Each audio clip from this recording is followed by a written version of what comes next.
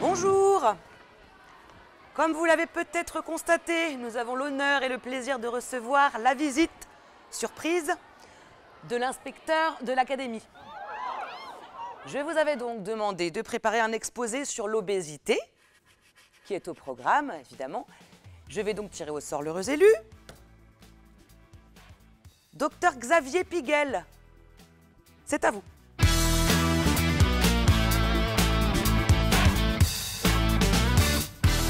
Alors, qu'est-ce que l'obésité? Alors, l'obésité est une maladie chronique qui va avoir un retentissement néfaste sur la santé du fait d'un excès de masse grasse. Et cet effet néfaste, il peut concerner aussi bien des problèmes physiques que des problèmes psychiques et avoir également un retentissement social. Y a-t-il de plus en plus de personnes en situation d'obésité? Alors oui, effectivement, il y a de plus en plus de personnes obèses. La dernière enquête en date a mis en évidence que 17% des personnes en France étaient touchées par l'obésité. Or, quand cette enquête a démarré en 1997, la prévalence, c'est-à-dire le nombre de personnes concernées en France par l'obésité, était de 8,5%. Ainsi, en 23 ans, cette prévalence a doublé. L'IMC, qu'est-ce que c'est? L'IMC, c'est l'indice de masse corporelle. Cela correspond au rapport du poids exprimé en kilos sur la taille en mètres élevé au carré. Est-on obèse par manque d'activité physique et parce qu'on mange trop? L'obésité est une maladie complexe, multifactorielle. Donc on va avoir un terrain qui est génétiquement prédisposé à la prise de poids et sur ce terrain à risque vont se greffer différents facteurs de risque qui vont toucher l'environnement, à savoir un manque d'activité physique, un niveau de sédentarité trop important, voire une alimentation inappropriée, trop riche en graisse. Mais à cela vont s'ajouter d'autres facteurs, comme la prise d'un traitement médicamenteux indiqué pour certaines pathologies, notamment dans le champ de la dépression. Il peut également s'ajouter des troubles du comportement alimentaire, et dans ce cas-là, le trouble du comportement alimentaire va vraiment s'inscrire dans le champ de l'addiction. Y a-t-il d'autres facteurs de risque? Alors effectivement, l'enquête d'épidémiologie de l'obésité OBEPI avait mis en évidence en France d'autres facteurs de risque, parmi lesquels l'origine géographique. Effectivement, on est plus obèse au nord qu'au sud et plus obèse à l'est qu'à l'ouest. On a également un taux d'obésité qui est inversement proportionnel à la taille de l'agglomération. Schématiquement, on serait un peu plus à risque d'être obèse à la campagne qu'à la ville. Et le risque d'obésité est également inversement proportionnel par rapport au niveau du revenu, c'est-à-dire que l'obésité toucherait plus les populations en termes de précarité sociale.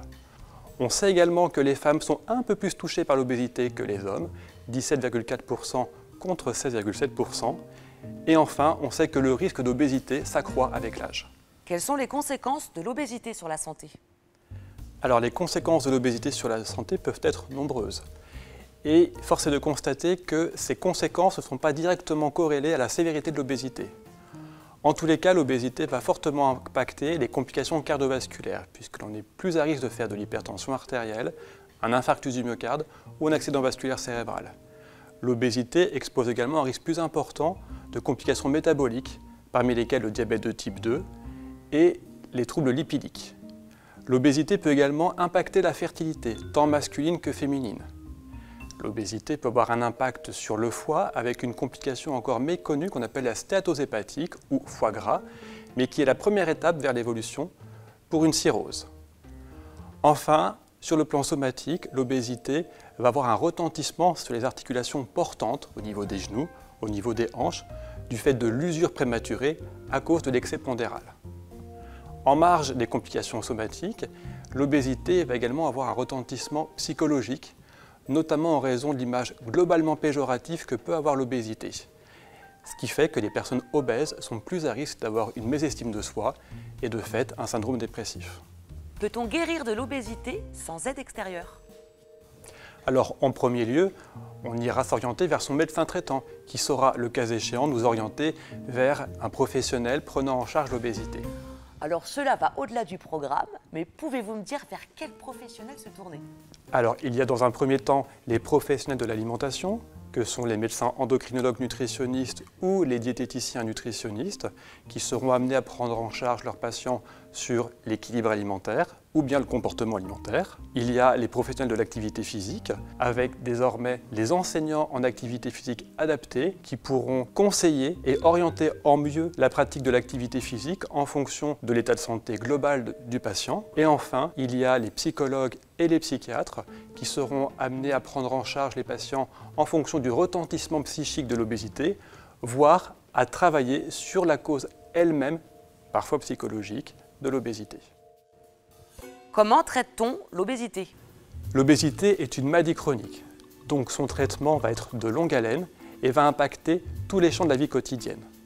Cela va effectivement concerner la modification de l'alimentation, et pas seulement l'équilibre alimentaire, mais bien souvent également le comportement alimentaire. Est-ce que j'ai faim? Est-ce que j'ai envie de manger? Cela va impacter son niveau d'activité physique, adapté bien sûr à ses propres conditions physiques. Cela peut concerner également des thérapies psychologiques, psychocomportementalistes. Et quand cela n'est pas suffisant, eh bien, on peut être amené à proposer, dans certaines catégories de poids, une chirurgie dite bariatrique qui va consister en une réduction du volume de l'estomac, voire en une malabsorption pour impacter fortement l'évolution pondérale. Dans tous les cas, lorsque l'on est sur la première phase, à savoir la modification de l'hygiène de vie, on va plutôt privilégier les méthodes qui vont nous permettre de perdre du poids progressivement et durablement, généralement de l'ordre de 10% sur une année. Et pour conclure, y a-t-il de nouveaux traitements contre l'obésité? Oui, tout à fait. Pendant très longtemps, les médecins n'avaient pas à disposition de médicaments permettant de réduire durablement, efficacement et sans danger le poids. Depuis l'an passé, il existe des traitements disponibles sous la forme d'une autorisation précoce de mise sur le marché et qui permettent d'envisager des pertes de poids de l'ordre de 15%.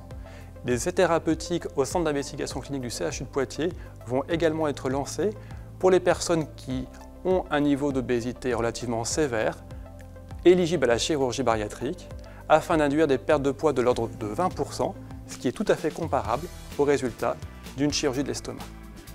Comme vous pouvez le constater, monsieur l'inspecteur de l'académie, je respecte scrupuleusement le programme car c'est ma vocation, c'est mon destin, c'est ma vie, c'est mon destin. J'ai déjà dit ça.